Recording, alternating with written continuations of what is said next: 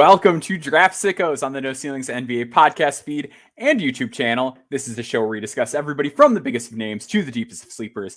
I'm your host, Maxwell Baumbach, and today we're going to be doing a Q&A. I threw out the feeler on Twitter/X to get some questions from you guys. We're going to be talking specific players. We're going to be talking draft philosophy, a lot of different subjects. And if you are listening live, which by the way, every week we do this live as well, so you can come join us on Twitter, on Twitch, on YouTube.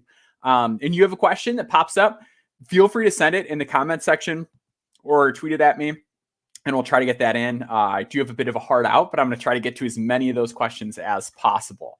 We are going to start off deep in the weeds of philosophy. This question comes from Nathaniel Miller. And the question is, wow, that would have been really cool if I had the question prepared. That would have been a really great idea to do. This was probably my favorite one. Let's get this pulled up here. I apologize. Essentially, the question was, how do you stay positive and assess sleepers and remain, I guess, optimistic and not get out on them? So here it is. Okay. Some players are really good college players that don't appear to be what the NBA has prioritized. So how do you set man, I am struggling today.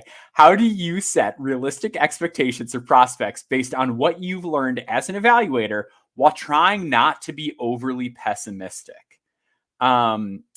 It's difficult, but I think there's a way to compartmentalize it and do it. So the first point is spot on. There are going to be a lot of dudes every single year that are really good at college basketball. I would say that I look at this two different ways. So the first way I look at it is purely from a content production standpoint. I think it's worth celebrating the mere act of getting yourself onto the radar. So just to backtrack and talk about my personal basketball journey, I'm 6'5". I've got a 7'1" plus wingspan. I did not start for my freshman team in high school. I actually stopped playing basketball because I was better at track and field. I was born with a lot of tools and a dad as a coach, and I could not cut the mustard or come even close to doing what a lot of the guys that I talk about are able to do. I think just the fact that so few guys on planet Earth are going to play Summer League for an NBA team, sign an Exhibit 10 contract, which, by the way, that's an NBA contract. If you sign an Exhibit 10, I'm fine with the guy saying I made it to the NBA or I approached the NBA level. I think that's worth celebrating. I went to a high school where I played against a guy, John Huizenga, who destroyed me in an open gym. He went on to be a really good player at either the NAIA or Division III level. I played against Josh Criddle, who put me on a poster in the first open gym I ever went to. Josh Criddle had a nice career overseas. He had stints at Oregon, UCF, I think UIC. He bounced around a little bit. But the bottom line is I couldn't hold a candle to what he did. And I think the fact that these guys are so good at basketball and have put in so much work and accomplished so much in and of itself deserves to be celebrated. So when I'm watching games for producing content, I want to give these guys a spotlight. I want to give these guys a pat on the back, and they should be proud. They should be recognized for the amount of work that they put in, the skill that they have, and just the point that they've reached in their life. With that being said, I do think it's really important to remain realistic and grounded as an evaluator. The bottom line is, in most drafts, we're getting 20 to 25 guys that are going to stick around the league long-term and make any sort of real positive impact as active players in the National Basketball Association. We can't lose sight of that. And even when I'm, making content, it's something that I wrestle with all the time. And I would say that I'm maybe a little bit more pessimistic of an evaluator than people might realize. Because if I'm working on something, just my personal board or a consulting project behind the scenes or something like that, if I'm talking to someone with a front office or someone with a sports agency that wants my opinion on a player, I can't blow smoke and be like, this guy's great. He's gonna play summer league. They don't want to hear that. They're looking for impact guys. They're looking for guys that are gonna get second contracts. They're looking for guys that could start. They're looking for guys who are going to make an impact. So I think the thing that helps me stay positive is just celebrating the fact that, like, hey, this is really cool that these guys have reached that place. They have a foot in the door. And I also think it's important to do it strictly because winning on the margins has so much value. It's very easy to point at Cooper Flag and Victor Wembanyama and say, like, I think that guy's going to be pretty good. But the margins are a lot dicier, a lot hairier. It requires a much finer tooth comb than just picking the guy who's obviously really great. And I think that helps me stay engaged and not get pessimistic as well. Is like, you're not going to find the needle in the haystack if you don't go in the haystack. And like, you got to go in there. And I think that's fun. I don't know if I didn't enjoy the process of scouting and watching basketball so much, maybe it would be different. But I just love it. So like, I've never at any point in this journey been like, I'm tired of this because too many of these guys don't make it in the NBA, if that makes sense. Like I've never had that thought just because I enjoy it so much. But I think this kind of turns to another question in transitions into like, well, who do you determine out of these guys is worth scouting from an NBA standpoint or worth putting an emphasis on or worth prioritizing? Our own Corey Chulaba asks, what are the philosophical differences between scouting lottery picks versus deep sleepers? I'm going to get into a few acronyms, or not acronyms. What's the, whatever. A few things that I use for scouting purposes that help me kind of evaluate these guys. One of the things I would say with lottery picks versus deep sleepers is lottery picks, we're generally working with just like a higher threshold of gifts. So we're generally talking about guys who probably have better size, who probably have better athleticism, and who I'm probably expecting a lot more on-ball equity out of. Like a good example of this would be Donovan Clingan versus Quentin Post in this last draft. Like if I'm drafting Donovan Clingan in the top 5, like I care a whole lot more about his ability to anchor a defense. I care a whole lot more about his ability to run DHOs, to set physical screens, to get guys open downhill. That stuff matters a lot more. Where with a guy like Quentin Post, like with Donovan Clingan, like part of the value proposition is like, are you drafting him and expecting him to score 20 points a game? And if so, how? Like with Quentin Post, it's more a question of like, what is he going to do to provide value that gets him on the floor and distinguishes him from another 7-foot guy that might not be in the league? So we're going to get into two things I look at. The first one we're going to talk about is the 4 Ps, which are production, propensity, potential, and proposition. So the production one is going to be the first one we talk about. Generally, when I'm looking at sleepers, especially like mid-major-ish guys or guys that aren't coming from power programs, production is the first thing to look for. Guys who are really good at the NBA level or catch on at the NBA level were generally exceptional college producers. A really good example of this is John Conchar. If you look at John Conchar's college stats, they are outrageous. So he played at Purdue Fort Wayne in the Summit League, which generally is not a league that produces a ton of NBA talent. Senior year, BPM of 7.7, usage rate of 25.9, 63.2% true shooting, defensive rebounding rate over 20, assist rate 29.3, 3.1 steal percentage, 2.8 block rate, like just dominant statistically. And even a guy like Vince Williams at VCU, where he maybe played in a bigger league, maybe had a little bit lower usage, but like was clearly just a cut above as far as how he produced, is someone that I would prioritize. And it can look a little bit different too, right? So like a player like Ben Shepherd might not have the most advanced analytics profile when you're looking at him, like famously a very low BPM guy. And Beckham Brown asks, can we ask questions in the chat? Yes, absolutely. You can ask questions in the chat. I might not get to them right away, but you can ask questions in the chat. But Ben Shepherd, if you look at how he produced, this is a guy who made an all-defense team. If you look at his movement shooting numbers his senior year, he made something like 43% of his movement threes. So it's like, all right, he's 6'7".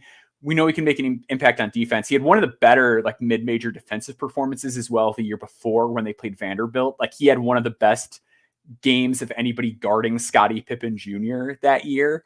So I do look for production, whether it's something specific, like, hey, this guy's a really excellent movement shooter, or in the cases of John Conchars, Vince Williams Jr., is like, this guy is just blowing it out of the water and is so clearly a cut above, and is getting it done on both ends of the floor. That's something I look for.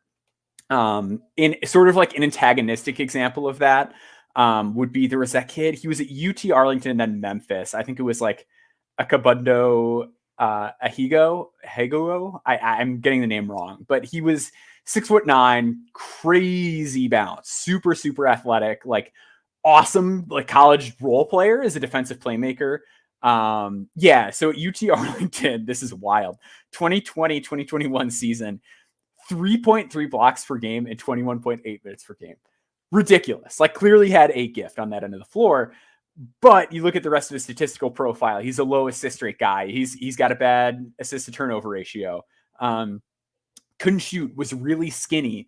Not a great rebounder given his size. Like, every other statistical category you could look at, like, not dominant and like very obviously like only playing 21 minutes a game at UT Arlington. So like, how am I going to expect you to play 21 minutes per game in the NBA? Like, he as athletic as he was, as bouncy as he was, as impressive as some of his testing numbers were, he just was not a very productive player outside of one area.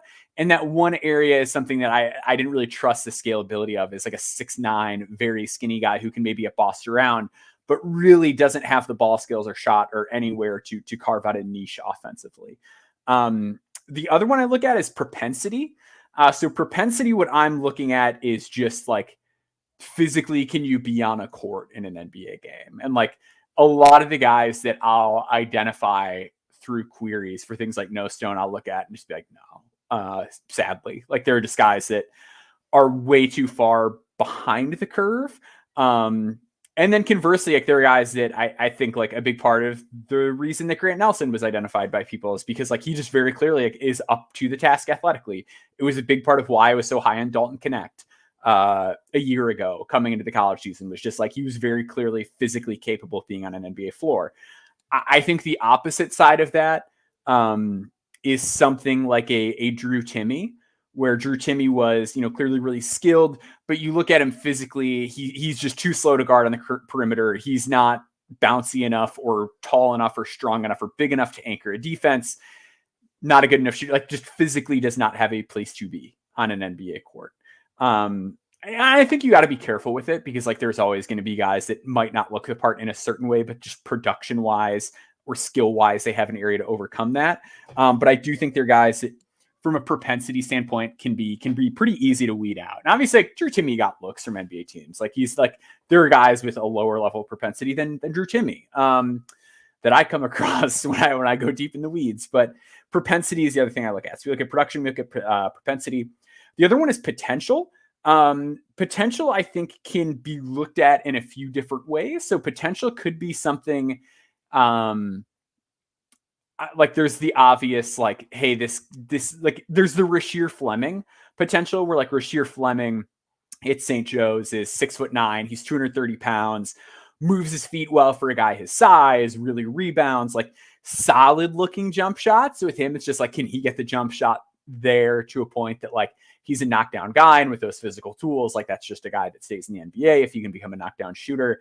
And then ideally maybe some ball skills come along with that, and then he's, a rotation guy or whatever. Like, there's that type of potential, but there's also like the more easily solvable potential. So a guy like a Dylan Jones was a player where, I watched him as a sophomore before I did him for No Stone Unturned, and he was clearly very talented. He was very skilled with the ball, saw the floor really well, could really put it on the deck, rebounded at a high level, but like genuinely at that point could not get up and down the floor. Like, people knocked Dylan Jones frick his body later on. That's like, you don't understand. Like, the night and day transformation he did to get to that point was wild. Like, he was at such a deficiency on the defensive end of the floor, as far as like he truly could not get up and down the court at times. Like, there were times in games where he was just like, looked like he had lead in his butt trying to get down the floor. So there's that type of potential as well, where like, hey, is there something that's like a really easy fix here? Which, like in Dylan Jones' case, was just like really putting the work on his body. He got so much more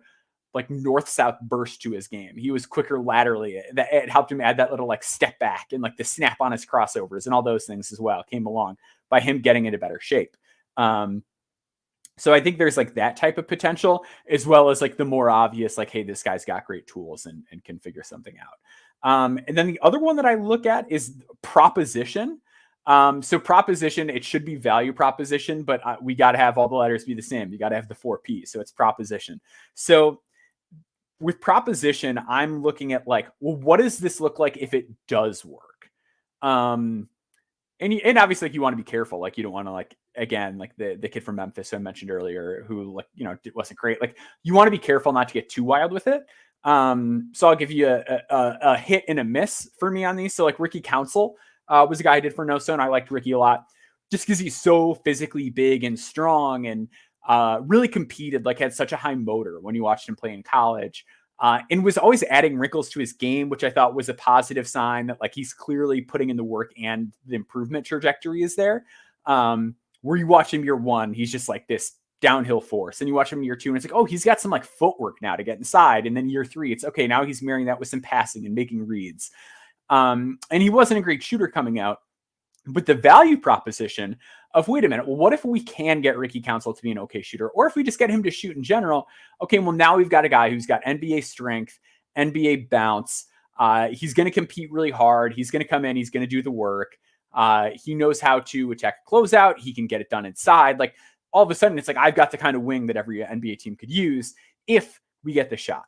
And then I think like I would contrast that with a guy like Antonio Reeves, where like if I hit on Antonio Reeves, I'm probably still getting a guy that plays on a minimum contract in general. Like you look at like you when you draft Antonio Reeves, you're hoping you get Gary Trent. And like Gary Trent just got stamped up on a minimum. And like that's what you're hoping for. Like the proposition there is like maybe we get a really good shooter who probably isn't going to give us a ton on defense or a ton of playmaking. And like that's kind of what we're rolling with. Like the proposition is lower there. So from the purpose of like making a board, like the kind of sleeper I would rather bet on is a Ricky Council or a Kasean Johnson. Like I would like a guy like Kasean Johnson where it's like the ball skills might not be great, but the jump shot looks good enough. I can talk myself into maybe the ball skills coming around because he was almost used as like a Jason Maxiell old school power forward prior to his arrival at Arizona. And he's going to play great on the ball defense. He's going to make some plays here and there. And he's so athletic and strong that he's a guy who registered like good dunk numbers for a center. He's like a forward, like had 50 plus dunks. So with him, it's like, well, I like the value proposition of Kasean Johnson a whole lot more than the value proposition of Antonio Reeves, just because like, if I can get Kasean Johnson to hit his open shots and like dribble enough, again, I have a guy that I really like and could become super valuable to my franchise where like, I just don't really think Antonio Reeves has that type of outcome. And like a miss like that for me would be a guy like Jake Stevens, where Jake Stevens is now playing overseas. He's a guy that I had like, I think 58 or 60 on my board when he came out. Jake, he played at Chattanooga. He's 7 feet tall, 7'10" or 7'9" wingspan. Really great shooter for a big, hit like 40% of his threes or something like that in college on high volume. Could really pass from the top of the key. The propensity was a little shaky with him. Like he was just not super athletic. He's a little slow, a little bit ground bound. But my hope with him is like, if I liked the proposition of Jake and that like, if I can just get him up to task physically, which maybe I can do because he played at VMI in Chattanooga. He hasn't the best resources at his disposal. Maybe I can get Jake to a place where he can not get cooked on the defensive end. And then on offense, I've got a center that I can run 5 out, who I can trust to run delay action, who can really space the floor for me in a way so few guys his size can. And then if he's just okay laterally, like with a 7'10" wingspan, I can put him in drop and we can get away with that. To me, I would rather miss on that even than an Antonio Reeves, where it's like best case scenario, I'm getting a guy that like even the best version of is on a minimum contract. Maybe Antonio Reeves is more than that. Like I could absolutely be wrong.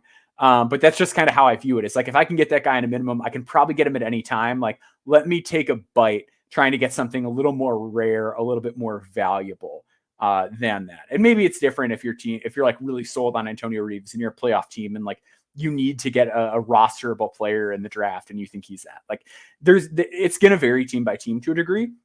But that's kind of what I look at.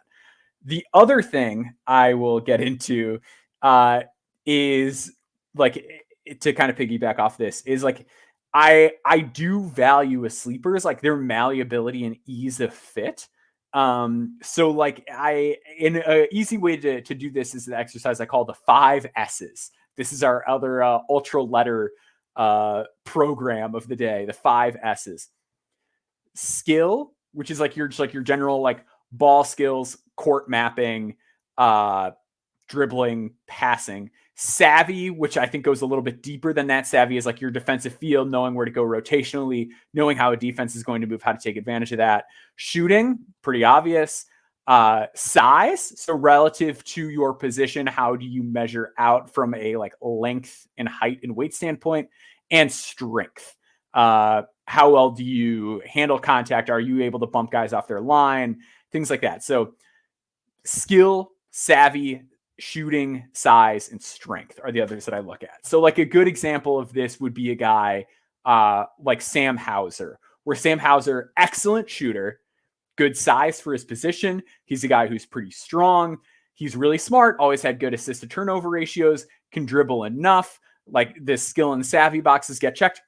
He kind of meets the 5S threshold. And now you could zoom out and at the time, like I was too low on Sam Hauser at the time. You could say, oh, well, you know, he's not very good on defense and like, who's he going to guard and whatever. But I think if you just kind of like meet enough of those 5 S's or are really good in one and can kind of get by at least in all the others, like that's a really good bet to make. I think last year, Tumani Kamara was a really good 5S player where Tumani had really good size at like 6'8", 7-foot wingspan, very strong, was a great rebounder. Like kind of made up for like before Deron Holmes had really filled out and gotten stronger. Like he was the guy working on the glass for them, especially the offensive glass.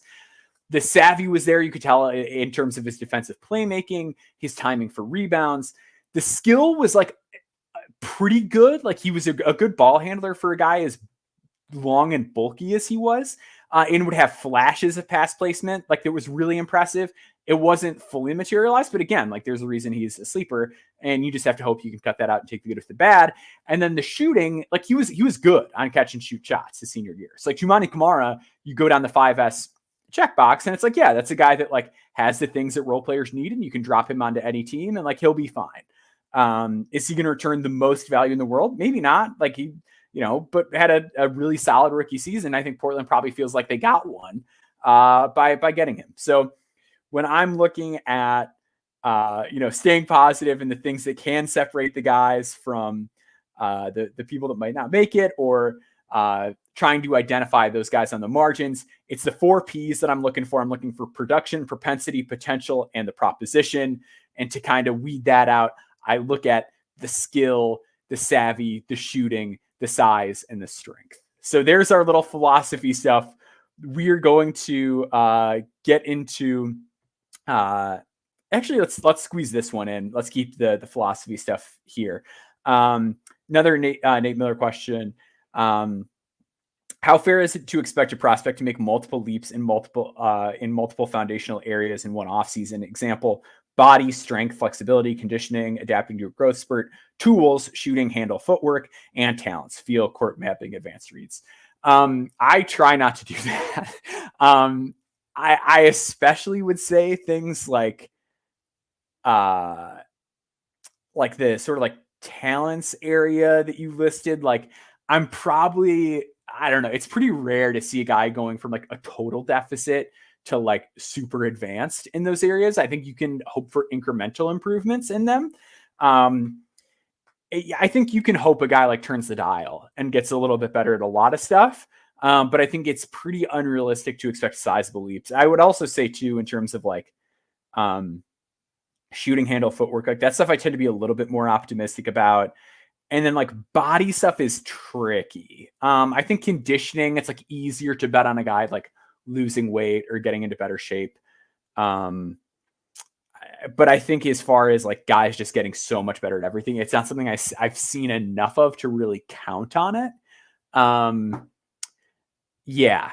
Yeah. So I try to avoid doing that on my preseason board. But again, preseason boards are like not, worth a whole lot, in my opinion. So, but I think if you're talking about like getting to the league, I think it's again something you have to be careful with. I think a lot of guys end up just being a better version of the player that they were rather than completely transforming. Now that does happen. Like Giannis exists. Like there are guys who do that. But generally, I think it's best to be a little bit cautious and think like, what's the one area we can hone in on as a team and really make a developmental focus for a player and have them get better at.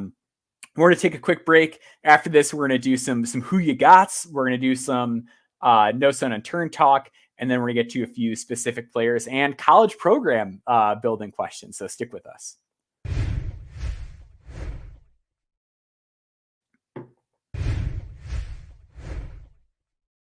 All right, let's keep it moving. All right, I got to put in the timestamp that we took a break right here at 25 minutes and 54 seconds. Okay, we have a question. This one was from 207 Celtics. He asks, who you got? He's got three of them. The first one is Omaha Blue and Cohen Carr. I really want Omaha Blue to have a great year. I liked his motor so much coming out, and for whatever reason, it just really didn't click for him at Iowa State. I think what he has over Cohen Carr is just like positional size, as athletic as Cohen Carr is. The fact that he is like 6'5", 6'6", is a little tricky. The fact that he was so poor at the free throw line makes things a little bit dicey. Didn't shoot threes at all. I think the one thing Cohen Carr has going for him is that he was very productive defensively. And the way that Michigan State's roster is constructed, I feel like he's going to get a forward like rotation spot pretty easily. With Omaha going to Wake Forest, it's kind of like up in the air. Like we really don't know what we're going to get from him. Again, like a guy who really wasn't given the leash to shoot threes at all. Didn't really have anything on his stat sheet they can point to and be like, hey, look at that. This was really good. I'm not super in on either of these guys as far as 2025. If you were to be like, one of them's coming out, I would almost be more inclined to just be like, maybe Omaha Blue just takes a huge leap. But I'm not like expecting the world out of either of these guys next season. The next one that we've got on the list, Mackenzie Mbako versus Kwame Evans Jr. I really like Kwame Evans for a long time. I think the one thing we need out of him. So he's going to be a sophomore at Oregon this year. He's 6'9". Always been a really good free throw shooter. Was very productive defensively. Block rate of 5, steal rate of 3.2.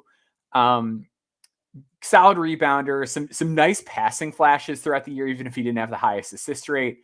Just a guy who sort of like really knows how to play. I don't think toolsy is the right word for him. Like he has good tools in his length, but he's not like ultra fast, ultra bouncy. He sort of just knows how to play and plays within the flow of the game well. Mbako, I think, could make a big leap. Like I wouldn't be stunned if he did.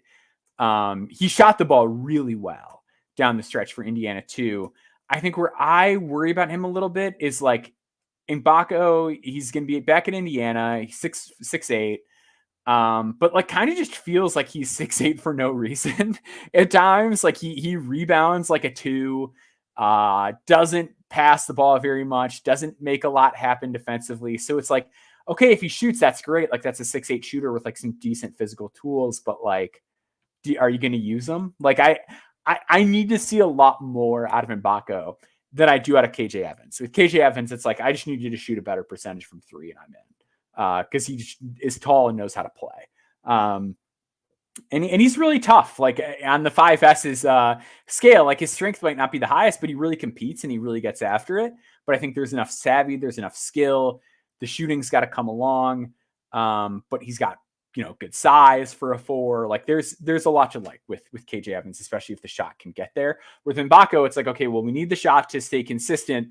And outside of that, I'm still like not really sure what I'm buying.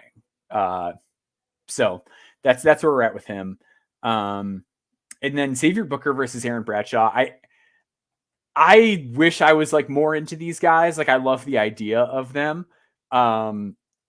I guess I would say Xavier Booker. I don't know if Xavier Booker is going to like play this year. Like Michigan State has a lot of bigs again.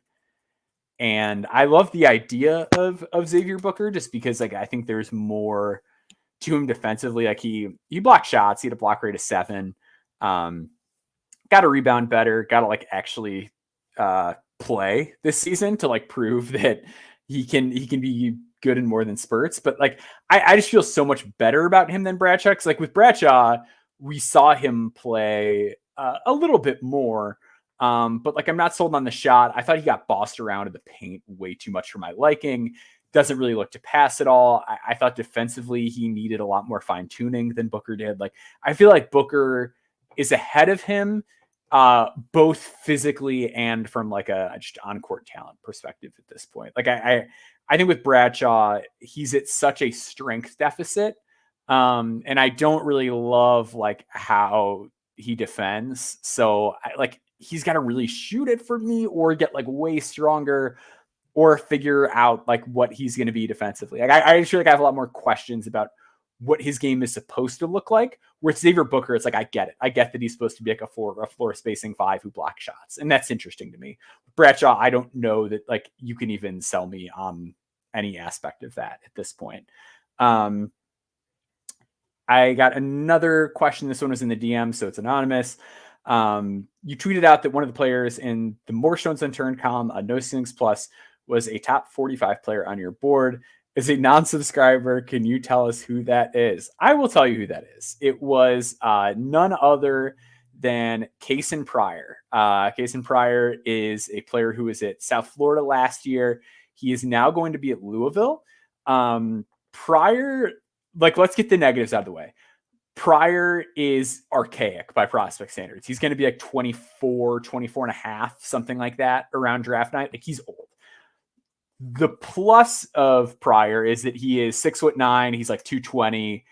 He knows how to play. Like, he's a solid passer. I actually wish he leaned into his passing more. Great rebounder, 26.1 defensive rebound percentage. Long, bouncy, like from a propensity standpoint, like he looks and moves like a pro. Especially on defense, like really, really good. Keeping smaller players in front of him, keeping him out of the paint, can make plays as a helper, can dart passing lanes. 2.6 steal percentage, 3.0 block rate, had a high usage level, shot over 40% from 3 over their last 20 games. Like, I get it. Like, we're talking about a guy who's older. The upside's not going to be high, but like you go through the 4S checklist again, you go through the 4P checklist, and like Pryor just meets a lot of these standards. He's a guy who can shoot. He's skilled. He's smart. He knows how to play. He's got good size. The strength probably needs to come along a little bit. But he was bouncing around from Boise State to JUCO to South Florida. Like, maybe he just needs that devoted time in one program or with one strength and conditioning team to really get his body right a little bit more. I don't think he's like a total weakling. I think his issues as a finisher, and his finishing percentages were fine. Would have liked a little bit more from him given the league he's playing in and his tools. It's more an issue of him driving and continuing to drive versus like passing out at times when he meets help. He needs to read the back line more when he goes downhill instead of just worrying about like getting past the closeout. But yeah, I like Kasean Pryor a lot because I think if he continues to shoot at Louisville, he just checks too many boxes. Like an NBA team is not going to look at a guy that's 6'9" and can shoot and pass and defend multiple positions and be like, no, thanks. Like, at a certain point, I don't care how old he is. Like, that's just too much valuable stuff. And I really like the proposition with Kasean Pryor as opposed to some other names that maybe get talked about more in the second round, where it's like, okay, yeah, like that guy could maybe be like a backup point guard for a couple years, but like, so what? Like, why don't I just get one off the scrap heap? Like, why do I need to draft that guy? And maybe Pryor's the guy that in the Demoy Hodge, Brandon Carlson, like mold, like teams are just like, we're not going to draft him. He's too old. So he's going to be competing against like basically competing for a 2A against other guys that have already been in the G League. Like, that's a real possibility. He could end up there, but yeah, we'll kind of see where things shake out for him, but he's a guy I really like coming into the year. Same person also asks, is he the highest rated player on your board in this year's No Stone Unturned series? He is not. That guy is Igor Milicic. So I started to make my early rankings a little bit more thorough. I have a top 100 that's extremely loose at this point. I had Igor Milicic 24th on my top 100. I think Igor rocks. He is 6'10". He is a stellar rebounder. He's going to be at Tennessee this year. Last year, he was at Charlotte. Just look at his per 100 numbers because they played a really slow pace. But yeah, great defensive rebounder, capable defender, good passer, like very skilled, similar to Tumani Kamara, like needs to reel it in a little bit as a passer. Like he can make really impressive passes, but at times it's like, come on, man, don't do that one. Don't throw that ball there. Like that's something that has to come around, but like genuine movement shooting chops. It's 6'10". Can really attack a closeout, like very good downhill footwork. Can slide his feet well at the point of attack defensively, knows how to play as a low man. Like he's not as bulky as Tumani Kamara, but I think he's a much better shooter than Tumani. I think he's a little bit more stable of a playmaker than Tumani. And I just think like, man, if he's going to be able to just be a solid defender, like there's just not a lot of guys 6'10" that can put the ball on the floor and shoot threes like this guy can and play without the ball and in a role and do it as well as he can. And if the passing like actualizes a little bit more, you can run delay with him. Like you can have him do DHO stuff. You can have him set screens. You can have him come off screens. Like there's just a lot of different ways that you can kind of drop him onto an NBA roster and sort of whatever they're running, there'll be ways for him to fit into that and make it work. So Igor Milicic is the highest rated guy from this year's No Stone series for me, and it's not particularly close. I'm going to squeeze this one in before the break. This question is from my buddy Pat, and it is very fun. So we talk about NBA team building a lot. I think this is kind of like a fun departure from that. We're going to talk about college program building and like what goes wrong at times. So being a Chicago area guy, the question is 98 through 06, DePaul basketball was recruiting at very high levels. What went wrong? How did the move from Conference USA to the Big East result in such a failure? How is moving games from Rosemont, they used to play at Allstate Arena, to the city, like Chicago proper, not resulted in a DePaul Blue Demons resurgence? Thank you. I think there's a few factors at play here. I think the first is just like the coaching change. Like once Dave Leto left for Virginia, like things just kind of weren't the same. And I think once the air is out of the balloon for a really long time, it's hard to get it back in. So when Dave Leto left the first time in 2004, 2005, he had come off back-to-back 20-win seasons. They bring in Jerry Wainwright. He wasn't really able to keep that rolling as they moved into the Big East. And I also think like when you get into the Big East, there also becomes the issue of like, you're now competing for players who are looking for a different set of standards. Like if I'm going to UConn and seeing what their facilities are versus like DePaul's, like it's not close. Where I do think to a degree they benefited from being the big fish in the small pond before. You've got a coaching change, so you can't really rely as much on the like history of like, hey, like look what we've done the last couple of years. We're on the way up. Like that becomes a harder sell when it's a different coach. When they brought Dave Leto back, he had that one good year. Like I think 18-19 was the year that they almost won 20 games. And then they tried to really lean into the recruiting with Tony Stubblefield. Like that was his rep, was like he was this great recruiter. I don't know that you're going to be able to like recruit your way back to prominence at this point. Like the DePaul basketball facilities, and maybe like I'm not super in touch with like the quality of a college basketball job and things like that to the degree that someone like obviously the level like a Gary Parrish or Matt Norlander, but like your Kevin Sweeney's, like your guys who are mid-major madness, like your sites and writers who are more focused specifically on the realm of college basketball. But just like having been to games at DePaul, like I'm just not particularly impressed by what they're working with there. They don't have a fan base that's very active or interested. I would imagine from an NIL standpoint, they don't have as much to offer as their peers. Like they're going to have to moneyball their way back into this. Like they're going to have to find guys under the radar that can get them to a competitive level and then like build that out from there. I think like the Steve Peichel model is going to be what you have to follow, where it's like, you're going to have to start small, get your wins while you can, build it up, and then hope that over time it becomes easier to attract high level talent. And like looking at DePaul's team coming into this season, like I think you really hope that a guy like Layden Blocker can have a bigger breakout season. But outside of that, like I don't know who the guy is supposed to be on this team. I look at this roster and like Isaiah Rivera, Troy D'Amico, Skogman, Connor Enright, like Jay Benson, like a lot of these guys, even like CJ Gunn, are guys where it's like, yeah, I know that guy can like play in a game against a high major team, but like you don't really have your guy yet. And like, I just don't know how many wins that leads to. I don't know. I'm hoping that DePaul turns it around. Like, it would be good to be able to scout Big East games for more than 10 minutes in person and get to see like competitive basketball for 40 instead of 10. But we'll see. We'll see how it goes. But I really think the answer is just like post Dave Lato, they hit a skid that they couldn't get out of. And like, when you were seen as the bottom dweller in a conference where from a facility and fan interest standpoint, you're just so far behind. I think that's too tough of a sell. So we'll do a break. We're going to come back. We're going to talk a few sleepers. We've got a question in the chat as well that we're going to get to. So stick with us. We will be right back.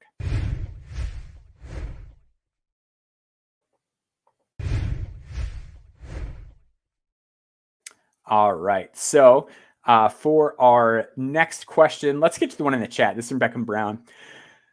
For future ball handling ability for taller wings / forwards, like 6'7" plus, will they still need a positive wingspan, like at least +2? I've noticed there's a few great tall ball handlers with neutral wingspan. I don't know why. I think that's fine. Like, I think once you're taller, a shorter wingspan becomes more acceptable if you were a guy that is further down the positional spectrum. Like, it's a big reason. Like, I was lower on Topic kind of throughout the last draft cycle than a lot of people, but it's a reason why I didn't like get any lower after the wingspan came out, which, by the way, Corey Tulva had in February, so we knew about it then. Subscribe to No Slings Plus to get that kind of information. I think the reason why it helps is just simply like it's easier to maintain control of the ball. You're not dribbling as high. Like, you're probably a little bit closer to the ground, and it's just a little bit easier when you're not as gangly to keep that thing under control. I think if you're going to be slotted at the guard position, it's okay to have a shorter wingspan for the time being. Now, maybe that changes. Maybe in like 10 years, every point guard is 6'6", 6'7", and then like by necessity, being a guy with a 6'7" wingspan at the one is like so positionally small that it becomes untenable. Like, is that possible? I guess it could be. But I think for now, it's not something I lose sleep over. Like, I know Kisparis at like U of I think he has like a 6'6" wingspan or something like that. And it's like, all right, that's fine. Like, just positionally where he's going to play, I can live with that. It's a bigger problem to me when a guy who's like supposed to be a 4 like measures with that short of a wingspan. Whereas if you're playing down the lineup or you're a ball handler, I think it's okay if you were able to be slotted down the positional spectrum. We had another question. I want to get the name on this one. This was on an incoming freshman, which is always fun. And I guess before I even get to the question, I'll just talk about that a little bit. I don't go too crazy on incoming freshmen that are further down the RSCI board. And I know there is like, I'm not going to say there's no value in like scouting high school film or watching how a guy develops throughout high school or like whatever. Like, there are people that I know that are really smart that firmly believe like you should be watching like U15 and monitoring guys from there on up. I'm not disputing that or saying that's wrong. What I am saying is that I'm a guy who has a full-time job and a daughter that lives in my house that I see every day and that I spend quality time with. And as a result of being so deep in the weeds as like the sleeper guy for our site, there are going to be certain like holes in what type of film I'm able to watch and consume. I choose to have that be prep tape. For me, I think the most valuable tape to have is what does a guy look like right now? I think the high school tape can be at times something I go back to look at and say, okay, well, what do they look like in a different context? What are some hidden skills that this guy might have? Like, it's something I use sparingly. It's not something I ignore completely. But to me, the most important thing is like, what can guys do right now? And watching a lot of NBA and saying, okay, what does the league look like? How do these players move? How do they play? What are teams running? What makes somebody a functional player in this league? Like, I am much more concerned about what the NBA looks like than what a prospect looked like in high school, as far as like what I'm able to do with the time that I have. So if you want like a really, really thorough breakdown of a high school guy, I might not be the best for it, but a guy like Billy Richmond, I've seen play a few times. So like I have notes on him. I'm comfortable talking about him. The question is from Dream Madashaw. He asks, do you believe Billy Richmond III could jump up to a mid-first round pick this year? What are your thoughts on him? So Billy Richmond, he's a really interesting player. He is going to play at Arkansas this year. My concern with him is just like, I don't know how big the role is going to be because Arkansas is going to have a lot of talent that already have a trusting relationship with Coach Cal in particular. So let's start with the good. He's 6'5". I like how his body looks a lot. Like he moves around the court like a pro. He's long, he's bouncy. With the ball in his hands, he's got like some real quickness and shake to him. There are some moments where like, he used his handle really well in tight spaces that I saw. He's slithery, which I like. But yeah, like really good size and like interesting downhill attacking game. He took some deeper threes, and I did also see him finish with each hand in games that I watched. He is a lefty, but I did see him like use like a right hand inside finish on the left side of the basket. So like, I think there's probably a decent amount of ambidexterity there. Defensively, I like a lot of stuff as far as what I saw. His length again is good.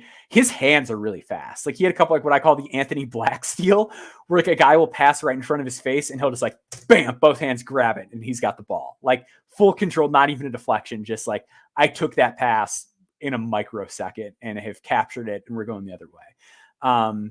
But yeah, really, really good reaction time, good timing for strips. He can get up and block some shots. Like there's some good stuff there. My concern with the body, the first one was like frame wise, like I like what he's working with. I assume he's gonna be able to put on size pretty well. But like a year ago, I liked Scotty Middleton a lot. And when I saw Scotty on a college court for the first time, I was like, oh no, like he looks really, really thin. I think Richmond is bigger than that. Like my guess is that he's probably going to not have that problem, but it is something I took note of. I didn't love some of his shots through contact. And I thought the two things that concern me as far as like him as a 2025 guy are one, the shot, poor free throw shooter, poor 3-point shooter. Again, like I mentioned earlier, he took some deep ones, but like the results just got to be there if we're going to have that conversation about a guy who's sub 6'6". And then the other one was his ability to read the floor. I thought like downhill, his passing got a little wild at times. Like he wasn't reading the floor particularly well. Like he would get downhill and just like throw stuff to an area of the court. And it's like, were you aware of who was there? Like, did you know your teammate was even over there? Or were you just like chucking it into that general vicinity? Like there was a lot of stuff like that I thought needed to be cleaned up.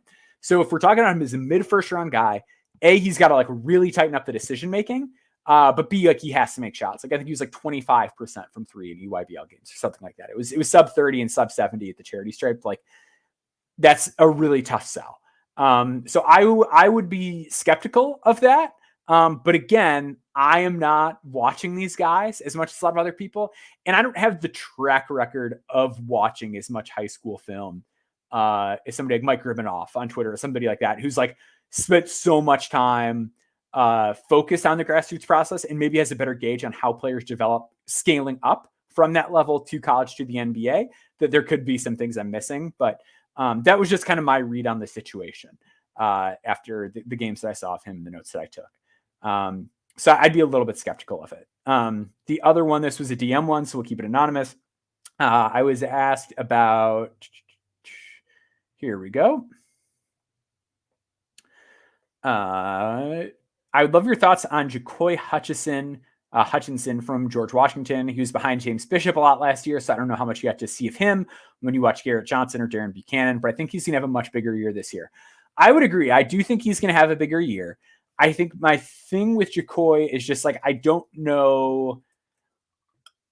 I think like from an NBA perspective, I'm looking at him as like a 4-year proposition. So he's not a guy I'm going to be paying super close attention to personally. So Jacoy is a 6'3" guard. What I like about him is he is really active off the ball offensively. Like this is not going to be one of those guards that comes up from the mid-major level and it's like, oh, he has no idea how to play with other people. Like he's not that. He knows how to do that. He moves around the floor. He's always relocating. He's got a really nice shot 39.6% from three. But like very fast release, like gets it off real quickly. And like I said, like always relocating. So he's finding those openings on the court and then getting the shot off. Like the functionality of the shot is really good. With the ball in his hands, funky movement patterns, which I'm always a sucker for. Good shiftiness, like has some real quickness, changes speeds well, a little tough to telegraph. So I like what he can do there. And then as a passer, he had some like really nice flashes of like hitting cutters on like these improvisational reads and just like wiring the ball to guys. Like there's some real juice there that I think can be turned into something. I think my overall concern is just like, how is he going to deal with the physical challenges that are ahead of him? So like, he's not a great finisher right now. He actually really struggled as a finisher. So I wonder about like how well he's going to do inside. And I think with the passing too, like he's still a little mistake prone. I want to see that turned around. And then like with the mid-major guards, like I always just demand more in terms of like rebounding, shot blocking, things like that. Like I don't know that he's a great vertical athlete. So if he's not, like I want to see him find ways to make those plays happen in other areas. But he's definitely interesting. So a guy I will be keeping an eye on and a mind open for when I approach the George Washington tape this year. That does it. Thank you so much to everybody who tuned in. We will be back. I'm hoping to be back next week with a podcast. And then the week after that, I've got an interview lined up with the players. So some really exciting stuff coming down the pike here from me at No Ceilings. Make sure to subscribe to Substack, NoCeilingsNBA.com. Follow me on Twitter at Boundboards. Follow No Ceilings at No Ceilings NBA. Subscribe to the YouTube feed. Subscribe to the podcast channel. Rate, review, leave 5 stars, please. It helps us a lot. That'll do it. I'll see you guys later. Take care.